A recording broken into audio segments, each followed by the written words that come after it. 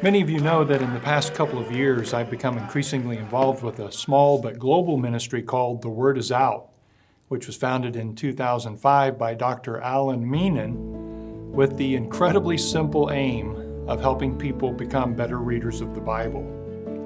Our strategy is threefold.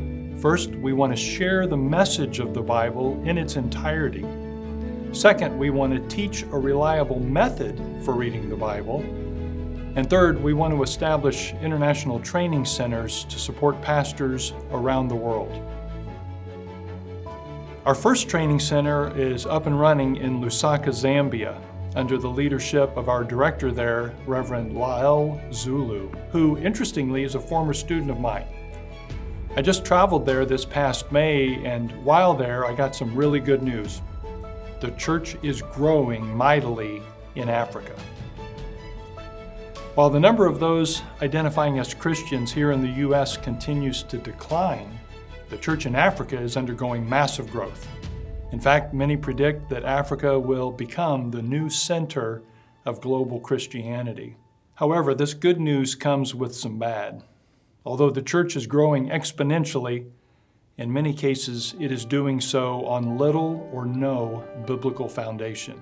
Biblical training is important in Zambia because we have pastors who are pastoring churches who do not have any knowledge about the Bible. What you have is people who nominally would call themselves Christian and are happy to, but in actual practice are holding on to a lot of beliefs that they've syncretized with Christianity and are being led astray by men who, for some, probably do know better, for others who actually have no idea of the harm that they're doing by developing these very shallow, non-gospel-centered churches. As a result, we're seeing widespread instances of false teaching and, in many cases, pastors abusing their authority. Here's just one example. Just yesterday on Prime TV, they were showing two individuals. I won't mention their names because this is a public platform. And if I mention them, you know them. This individual who was telling his church members to eat grass. Is there something like that in the scripture? No. I've heard numerous reports of other abuses as well, like pastors spraying their congregants with insecticide, baptizing people with soda pop, forbidding women to wear undergarments to church, using dog meat for Holy Communion, staging false resurrections of dead persons, and exorcising demons from children to remove bad luck from a household. Unfortunately, the work of many of these pastors is doing, in some cases, more harm than good. They would teach the message of salvation, but I didn't realize it was twisted at the time. I did not receive my salvation because I have understood that it's actually God who loves me. But I gave my life to the Lord based on fear of going to hell. So this raises a huge question.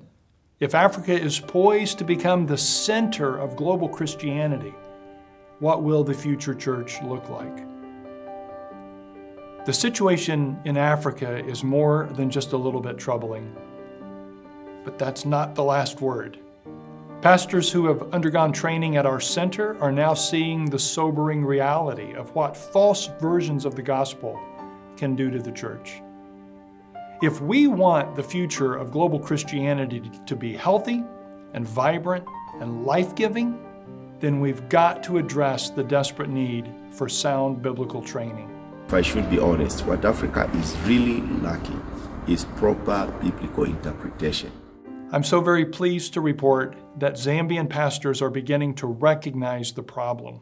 We are being misled as young people who are coming for the gospel of God. Let's teach the truth. Let's preach the truth. Stop talking about the false prophets. Stop announcing them. Stop giving them a platform. Teach your flock the truth. I'm incredibly impressed with the work of Lael and his team, and let me tell you, they are hitting it out of the park. He's not only training pastors to better understand Scripture for themselves and those they serve, but he's also raising up a new generation of instructors who are training pastors. The model is replicating. In so many ways, what's happening in Zambia reminds me of the first century church. It is an apostolic movement. More and more, our center in Lusaka is receiving requests from beyond the city for training. However, these pastors in outlying areas don't have the means to get to Lusaka. We want to respond to these appeals for help, but doing so requires resources. In order for our Zambian team to go beyond Lusaka, they're going to have to let go of their day jobs, and that's going to cost them. They'll also need resources to get to those locations, as many of them don't have cars, and this will take dollars. But this raises another big question. Why should we give to this cause? When people in Africa are starving, they lack clean water, they're becoming orphans, widows, and they're experiencing violent persecution. Here's why. In reality, people are often starved, widowed, orphaned, and persecuted because of broken political and social systems. And broken systems are governed by broken people.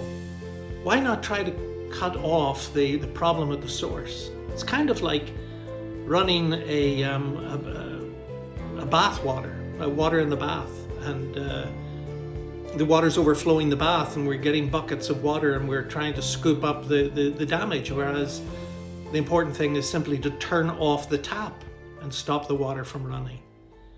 History teaches us over and over again that lives change when people hear the gospel taught accurately and in its fullness. I am proposing that you prayerfully consider joining our $9 campaign. It consists of 3 simple commitments. First, we invite you to fast from lunch 1 day a month. Then while you're fasting, we ask you to pray for a specific thing that we will share with you monthly.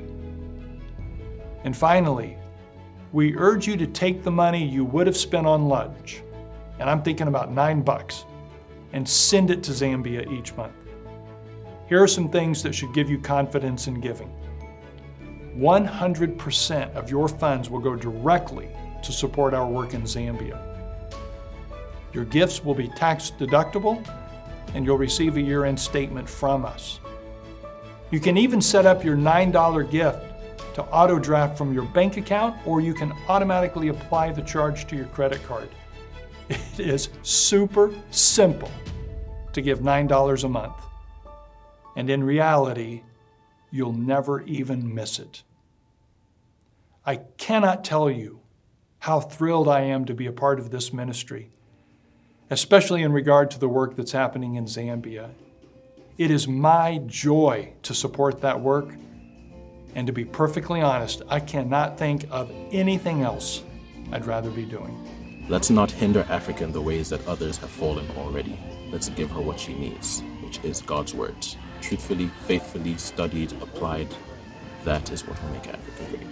Having understood how to observe Scripture has made me come to a point where I am free.